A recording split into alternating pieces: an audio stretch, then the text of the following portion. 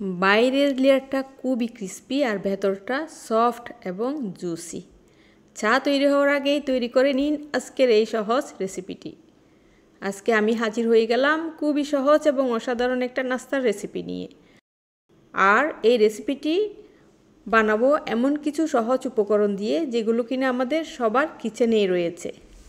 আজকের এই রেসিপিটি যদি আপনাদের ভালো লাগে তাহলে একটা লাইক দিবেন। আর বরাবরের মতো রিকোয়েস্ট রইল, যারা আমার চ্যানেলটা এখনও সাবস্ক্রাইব করেন নাই প্লিজ সাবস্ক্রাইব করে পাশে থাকবেন ইনশাল্লাহ।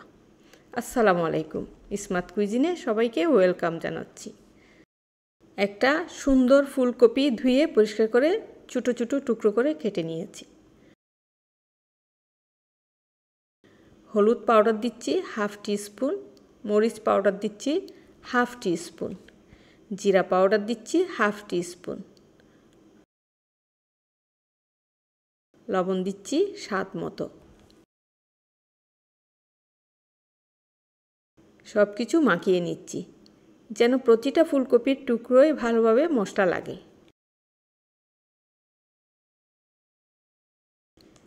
এক পাশে রেখে দিচ্ছি।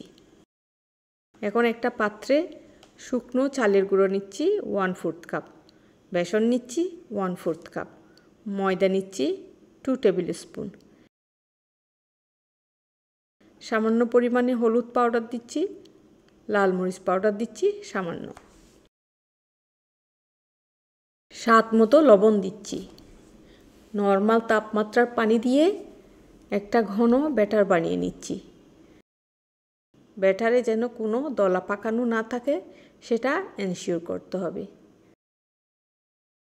ইস্ট দিচ্ছি 1 চা চামচের 4/1 ভাগ। আবারও মিশিয়ে নিচ্ছি।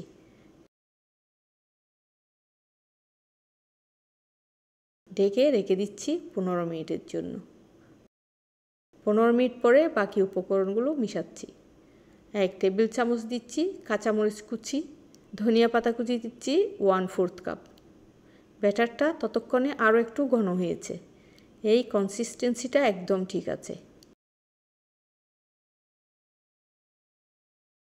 ফুলকপির টুকরোগুলো ব্যাটারে চুবিয়ে হালকা গরম তেলে ছেড়ে দিচ্ছি। তেলটা অবশ্যই হালকা গরম হতে হবে, তা না হলে বাইরে দ্রুত পুড়ে যাবে, ভেতরটা কাঁচা থেকে যাবে। এই সময়টা খেয়াল রাখা খুবই জরুরি। ভাজার কাজটা সঠিকভাবে না হলে নাস্তাটা মুঠেও ভালো হবে না।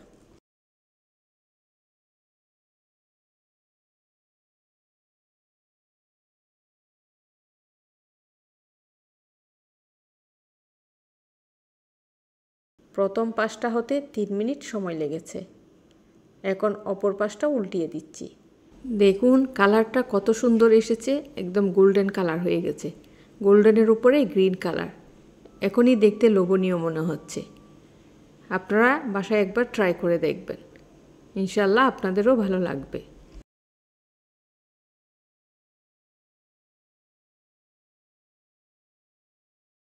এই পাশটাও 3 মিনিটে হয়ে গেছে। টোটাল 6 মিনিট সময় লেগেছে।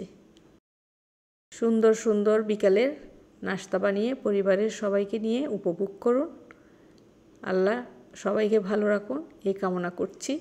পরবর্তী ভিডিও দেখার জন্য আমন্ত্রণ জানাচ্ছি। আসসালামু আলাইকুম।